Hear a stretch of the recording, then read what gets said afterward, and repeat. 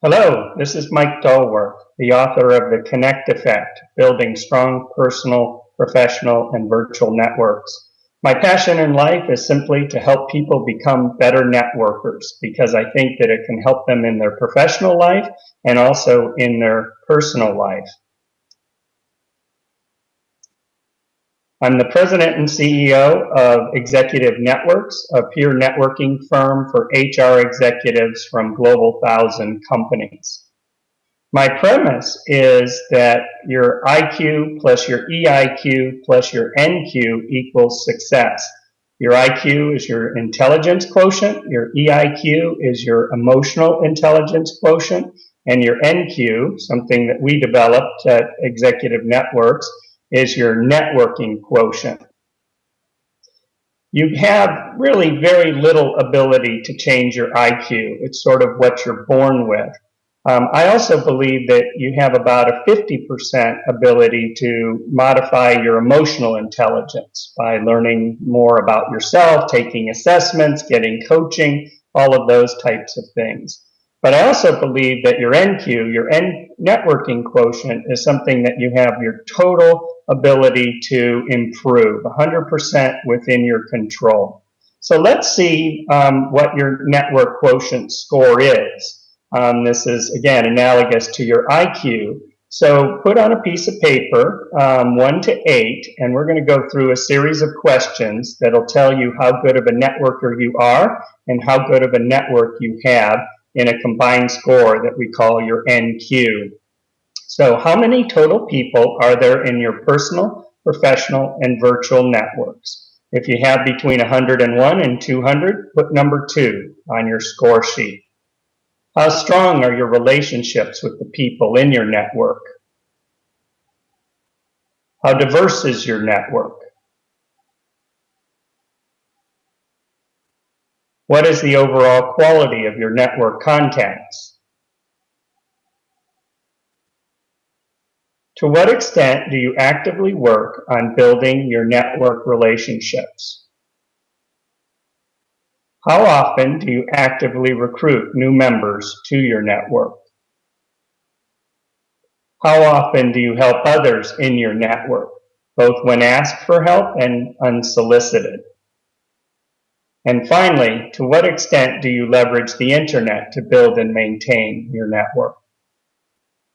If you put these scores on your score sheet and you add them up and you multiply your score by 5, you'll get a score between 0 and 160.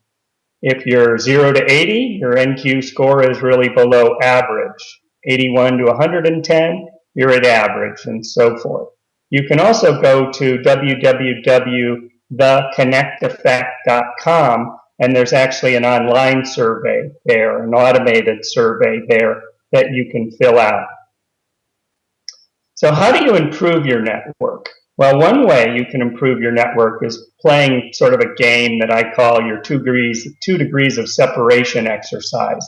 So simply all you're going to do is once you have your network map, once you know who's in your network, you're going to ask those people in your network to make one referral to you. Somebody that they know that they think could be of interest to you depending on what you're working on or what you're interested in. And then you have a conversation with them, and then you ask them for the same kind of a referral. And this is just a really simple way to very quickly increase your network size and the quality of the people within your network. So a lot of people have asked me, does it matter if I'm an introvert or an extrovert? And my answer is no, it doesn't matter. What matters is that your approach to networking would be probably very different depending on if you're an introvert versus an extrovert. So I am actually an introvert, and you would think that, introverts aren't very good networkers because they like to be by themselves a lot. But actually, I'm an excellent networker, but I've just figured out a way to network that works for me and works for kind of my behavioral pattern. So what I do a lot of is lunches and coffees and one-on-one type of interactions because I really don't like big groups. But if you're an extrovert, maybe that is a way to go with a big group and networking events and all of those types of things. So it matters to some extent, but you have to modify and adapt your own networking capabilities, to your own behavior. Here's a couple of other things that I've learned over the years. A lot of people think that networks are all about what you get from them.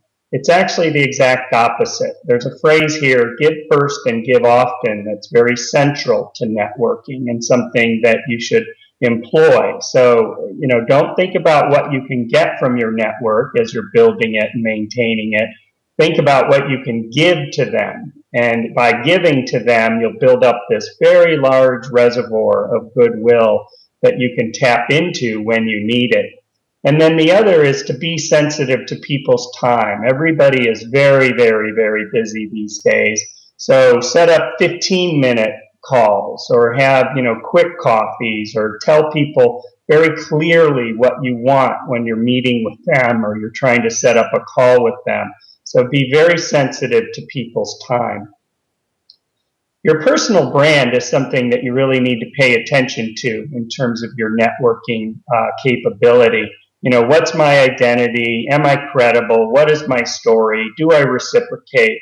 So you need to actually overtly think about the kind of brand you're trying to project out into the marketplace and within your network, and to be true, to be genuine about your personal brand.